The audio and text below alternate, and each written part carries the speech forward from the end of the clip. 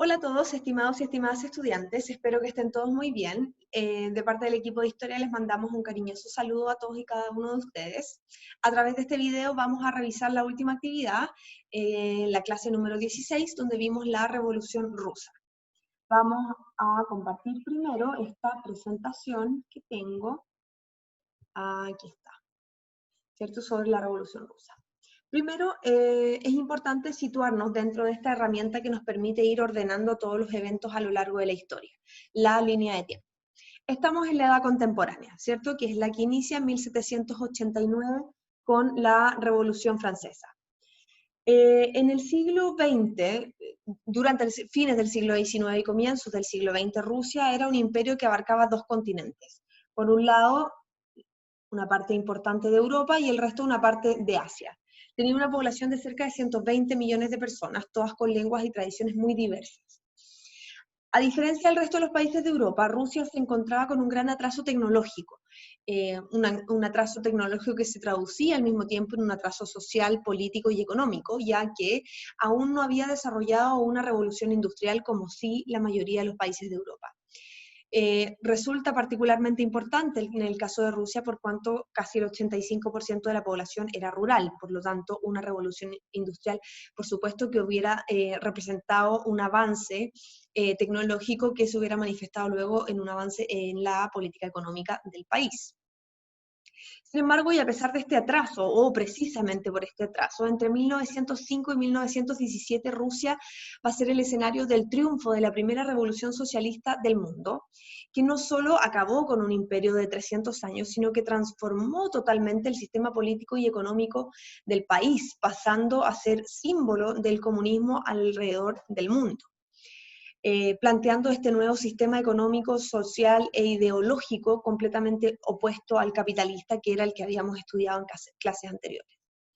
Lenin, que va a ser el líder de los bolcheviques, va a dirigir el primer gobierno de la Rusia soviética, que va a aprobar el reparto de tierras entre los campesinos, el control de las fábricas por parte de obreros, y en 1922 constituye la Unión de Repúblicas Socialistas Soviéticas, la URSS. La última etapa de la revolución va a ser llevada a cabo por Joseph Stalin, que convirtió a la URSS en una gran potencia industrial a nivel mundial, eso sí a costa, como vimos en la actividad de la semana pasada, de eliminar libertades constitucionales y establecer un sistema totalitario. Con esto vamos a pasar a la pregunta número 1, y que tenía que ver con desarrollar en sus propias palabras cuál era la situación previa al estallido de la Revolución Rusa.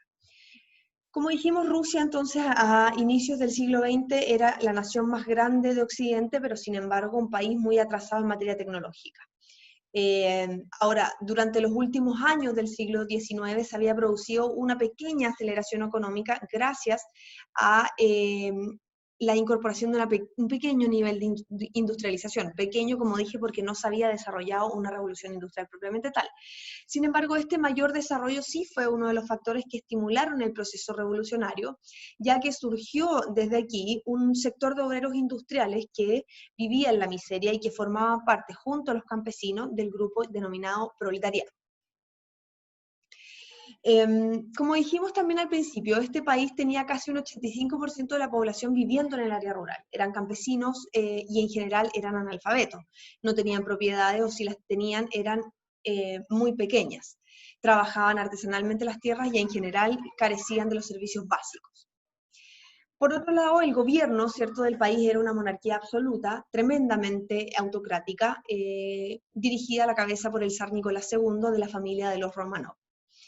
Este zar ejercía un poder absoluto y con ninguna conexión con el resto del pueblo, mientras él y su familia y el resto de la nobleza vivían rodeados de un lujo exagerado, así como lo habíamos visto con el resto de las monarquías a lo largo de Europa durante la Edad Media y parte de la Edad Moderna. La tierra en Rusia estaba injustamente repartida. Podemos identificar tres clases sociales: una clase alta, una clase media y una clase baja. La nobleza y la iglesia van a formar la clase alta. Ellos concentraban en sus manos la mayor cantidad de las tierras. Eran los grandes propietarios y lo más relevante de esto es que ellos no tenían una obligación de pagar impuestos por sus bienes y propiedades. Junto con la nobleza existía una clase burguesa que era dueña de tierras y de las pocas fábricas que existían en el país. Su situación económica era muy buena y a pesar de que sí estaban obligados a pagar impuestos a diferencia de la monarquía, debido a que su situación económica era mucho mejor por cuanto podían explotar la tierra y las industrias, no les afectaba de manera considerable esta carga. En cambio, los campesinos pobres, que eran quienes integraban la clase baja, que apenas tenían un trozo de tierra, si es que lo tenían, estaban sí obligados a pagar una cantidad importante de impuestos. Ahora, lo relevante de esto es que cuando no cumplían con esta carga o estos compromisos, eran o enviados a la cárcel o enviados lejos de sus hogares para desarrollar trabajo forzado. Otra causa importante en esta situación, o otra situación importante previa a la explosión de la Revolución Rusa, es que en 1914 el zar decide ingresar a la Primera Guerra Mundial sin una preparación técnica adecuada. ¿Y a qué nos referimos con esto? Envió un contingente importante, se estima que llegó a movilizar cerca de 14 millones de personas, en su mayoría hombres. Sin embargo, no disponía de los medios técnicos indispensables, entonces en batalla era derrotado y luego los soldados morían desatendidos en el campo por cuanto no tenían capacidad técnica para ayudarlos con medios, mediante médicos, enfermeras u otros. La guerra entonces se hizo en Rusia completamente impopular y aceleró el descontento de la población. Con esto vamos a pasar a la pregunta siguiente, ¿cierto? Porque ya aclaramos más o menos cuál era la situación que existía en Rusia previo al estallido de la revolución. Y es que, ¿cuáles eran las ideologías que sustentaron la revolución? Como dijimos, las malas condiciones de vida de la mayoría de la población, sumadas al autoritarismo con el que gobernaba el zar, fueron incubando una fuerte oposición. Y tanto intelectuales como trabajadores cosecharon, digamos, parte de este descontento, generando agrupaciones políticas, a través de las cuales por primera vez se criticaba abiertamente el mal gobierno que ejercía el zar. A estas agrupaciones adhirió luego mucha gente, sobre todo obreros y campesinos. ¿Cuáles eran los principales grupos políticos? Tenemos el Partido Constitucional Democrático, ¿cierto?, que exigía que existiera un parlamento, quería una democracia, una monarquía parlamentaria, perdón.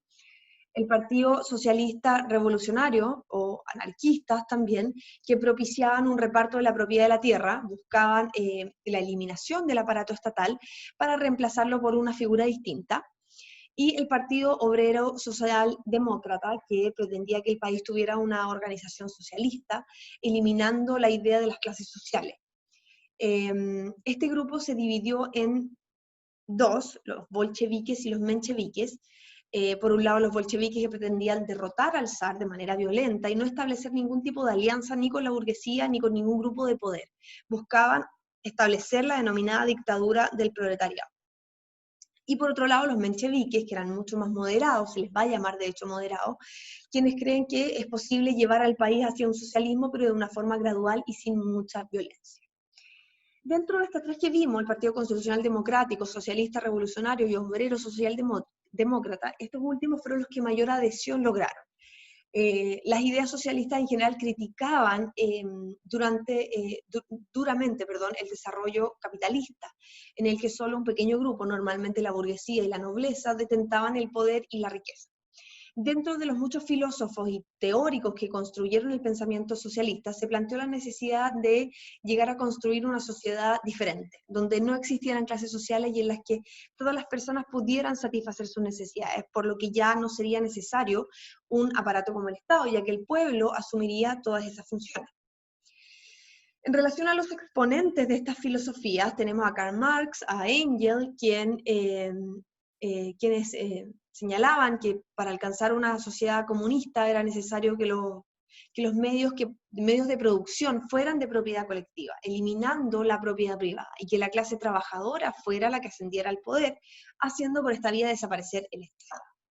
Por otro lado tenemos a los anarquistas, Mikhail Bakunin, Pierre-Joseph Proudhon, que se inclinaban por una supresión inmediata del Estado a cambio de una nueva organización social. Luego, ¿cuáles van a ser las causas inmediatas que detonan la Revolución Rusa? Como dijimos, anteriormente, a lo largo de este video, el hambre, la miseria, la injusticia, la falta de igualdad, la guerra, van a ser las principales causas que van a gestar el estallido ya en 1917. Sin embargo, todos estos problemas ya habían provocado manifestaciones en contra del gobierno a partir de 1905. Los obreros y los campesinos habían marchado por las calles de San Petersburgo frente al Palacio de Invierno del Zar, exigiendo justicia e igualdad, pero fueron ferozmente reprimidos por las tropas del gobernante, generándose alrededor de 3.000 muertes en el denominado Domingo Sangriento. De todas maneras, o más allá o a pesar del increíble número de muertos que hubo en dichas protestas, estas sirvieron para que el Consejo Real hiciera ver al rey que debía aplacar de alguna manera la ira del pueblo, permitiendo la creación de un parlamento denominado Duma. La Duma va a ser un parlamento que va a representar al pueblo, sin embargo, el pueblo no va a tener derecho a voto. Tampoco la Duma va a tener mucha importancia política por cuanto no tiene labores legislativas y tampoco tiene mucha injerencia en las decisiones del zar, va a ser un órgano meramente consultivo. Sin embargo, podemos señalarlo como un pequeño y primer triunfo de esta revolución. Ahora, los hechos sangrientos de 1905 convencieron a los grupos políticos que no se podía negociar con el zar. Nacieron en este contexto los soviets, o Consejo de Obreros, soldados y campesinos, además, que tenían como misión analizar sus problemas y buscar soluciones. En 1916, los soviets van a ser liderados principalmente por el grupo político de los bolcheviques. Nuevos disturbios revolucionarios se producen a partir de 1905, principalmente los más graves en 1916 y 1917, dándose con esto cierto inicio a la revolución propiamente tal, donde vamos a identificar dos fases o tres fases distintas, la denominada Revolución de Febrero de 1917, Revolución de Octubre de 1917 como dos etapas de la revolución propiamente tal, y luego una tercera que va a estar dada por la guerra civil entre el Ejército Rojo y el Ejército Blanco. Pero vamos por partes. Primero, en febrero, ¿cierto? Se genera una gran protesta, miles de obreros en la calle exigiendo comida y el fin de la guerra mundial, que era un tema trascendental que distinguía las distintas posiciones políticas dentro de los socialistas. El zar, por su parte, ¿qué hacía? Ordenaba la represión. Sin embargo, los soldados del zar, en vez de obedecer la orden, se negaban a castigar a los revolucionarios y protestantes y se pasaban a sus filas. Entonces, ante esto el zar se desespera y toma la decisión de eliminar o disolver la Duma. Por supuesto, esto atrae la furia de la gente, que fue incontenible, y ya en marzo miles de personas asaltaron la fortaleza de San Pedro y San Pablo en San Petersburgo, y el zar no tiene más remedio que renunciar, dejando el trono a su hermano Miguel. Con esto, los partidos liberales y los soviets forman un gobierno provisional, que será presidido por el príncipe Lvov y el político moderado Alejandro Kerensky. El gobierno igual está dividido, porque por un lado están los más moderados que quieren llamar a elecciones para formar una asamblea constituyente que decidiría cómo sería gobernado el país. Ellos pretendían, por su lado, elegir una monarquía parlamentaria, como lo vimos anteriormente. Pero por otro lado estaban los soviets, ¿cierto?, cuya meta era iniciar en ese momento una profunda revolución que cambiara radicalmente el sistema existente en Rusia hasta ese momento. A pesar de la instalación de este gobierno provisional, y la renuncia del zar, la situación de agitación social no tiende a disminuir y por el contrario va aumentando por causa de la dualidad de poder, moderados, ¿cierto?, representados por Kerensky versus soviets. En esta pugna entre ambos partidos, ¿cierto?, los soviets son los que acaparan cada día más poder, principalmente debido a que el gobierno de Lvov no lleva a cabo una serie de medidas que se había comprometido y finalmente porque toma la decisión Alejandro de Kerensky de no retirarse de la Primera Guerra Mundial, como dijimos que era un tema trascendental. Finalmente el príncipe Lvov decide dejar el cargo, quedando el gobierno en manos de socialistas. Varios socialistas donde Alejandro Kerensky continuaba a la cabeza.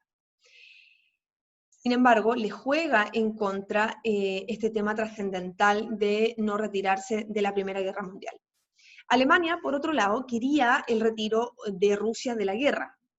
Por esto ayuda a que varios exiliados vuelvan a Rusia. Entre ellos, la mayoría son bolcheviques, quienes quieren poner término al conflicto de la Primera Guerra Mundial, o quieren que Rusia se retire del conflicto. Y entre ellos está Vladimir Ilich Ulyanov, más conocido como Lenin. En 6 meses se constituyó una vez que volvió a Rusia, como líder de los soviets y dirige un ataque al gobierno provisional, sin embargo fracasa. El lema de Lenin va a ser paz, tierra y pan. Él acusaba a Kerensky de ser un burgués y un traidor del pueblo. Ya hacia octubre de ese mismo año, o sea, en un pequeño periodo de tiempo, los bolcheviques organizan la Guardia Roja o la milicia obrera. Esto con la ayuda de obreros y soldados del mismo partido. Se toman el Palacio de San Petersburgo, donde funciona el gobierno provisional. Kerensky huye y un consejo de comisarios del pueblo, presidido por Lenin, toma el poder. Los bolcheviques aquí establecen en definitiva la dictadura del partido, que pasa ahora a llamarse Partido Comunista. Este nuevo partido sometió a los demás partidos, controló los soviets y reprimió a todos los opositores a través de la Cheka o policía secreta, que llevó a cabo muchas deportaciones y ejecuciones durante este periodo. Lo más importante para el pueblo es que en este momento se firma la paz con Alemania a través del Tratado de Litovsk en 1918, lo que significó para Rusia una pérdida de territorio importante en la región occidental. Las primeras medidas que adopta Lenin en este nuevo gobierno o dictadura es abolir la propiedad privada, se expropian las tierras de la nobleza, de la iglesia, los campesinos recibían campo, aunque no en propiedad propiamente tal, sino más bien para que la trabajaran, emprendiéndose con esto el camino hacia la colectivización, que ya en 1918, a través de un decreto, se firma que la tierra era propiedad del Estado, o sea, nunca pasó a los trabajadores propiamente tal. Se estatizan además las industrias, las fábricas, y se ponen en práctica ya directamente todos los principios marxistas que inspiran el Partido Comunista. Siempre el gobierno se apoyó en el Ejército Rojo, ¿cierto?, liderado por León Trotsky, uno de los camaradas de Lenin, y que va a ser una figura central en los años venideros. Por otra parte, la parte económica de este nuevo Estado, esta nueva dictadura, va a estar a cargo de Joseph Stalin. Ya con la consolidación del régimen comunista, que le costó a Rusia millones de vidas humanas, entre 1918 y 1921 el país se convierte en un escenario de las más violentas luchas civiles. Como les mencioné anteriormente, el país se dividió entre una Rusia blanca y una Rusia roja o comunista. La Rusia roja, que quería mantener esta dictadura que se había instaurado, y la Rusia blanca, que pretendía la restitución de la monarquía. Esta estaba organizada por parte de las Fuerzas Armadas y especialmente gente de los altos rangos. Al mismo tiempo, todos los enemigos del nuevo gobierno fueron brutalmente reprimidos. En 1918 el zar y su familia habían sido ejecutados, fusilados en verdad en Ekaterimburgo por un grupo de revolucionarios. La misma suerte corrieron muchos nobles y miembros de la iglesia. Ahora, esta depuración fue muchísimo más allá, porque también fueron perseguidos, encarcelados y ejecutados los comunistas que no eran o que se consideraban poco comprometidos con el nuevo régimen. Ya en 1922, la Revolución Comunista, 1921, la Revolución Comunista había triunfado ampliamente en Rusia, el país estaba agotado, no solo por la instauración de la revolución, sino también por la guerra civil que se vivió en el país, y era necesario iniciar una restauración de la economía, sobre todo para efectos de levantar a la sociedad.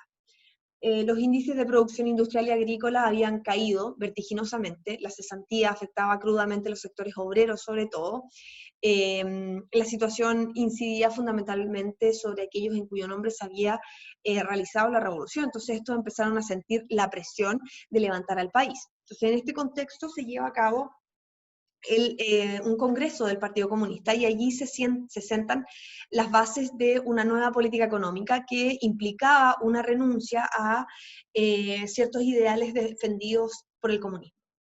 Se admitió, por ejemplo, el uso de la moneda, la existencia de un banco controlado por el Estado, eso sí, A los campesinos se les permitía el usufructo indefinido de sus tierras, como la posibilidad también de venderlas, de emplear jornaleros, es decir, trabajadores dentro de los campos, a través de una remuneración, ¿cierto? En el campo industrial se consintió también la existencia de la propiedad privada, así como ejercicios de comercio interior, ¿ya? Solo la industria pesada y el comercio exterior estaría en manos absolutas y control absoluto por parte del Estado. Entonces, esta política o nueva política económica tuvo una traducción en una estabilización agrícola e industrial a partir de 1924. Rusia logra, ¿cierto?, estabilizarse económicamente y lograr con esto luego un proceso de posicionamiento a nivel mundial.